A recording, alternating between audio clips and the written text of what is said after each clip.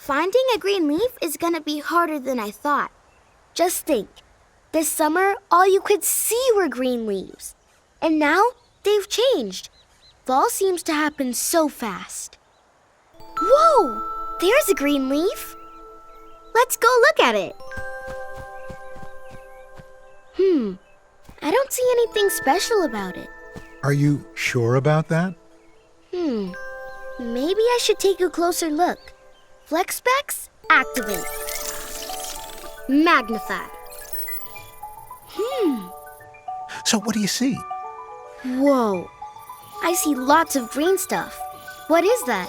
That green substance is called chlorophyll. Chlorophyll? Flex specs, take a picture of it. The chlorophyll in the leaves turns sunlight into food the tree needs to grow. That's what makes leaves so important to the tree. Oh, this is going in my tracker. Leaves help trees grow by turning sunlight into food for the tree, making something called chlorophyll. That's right.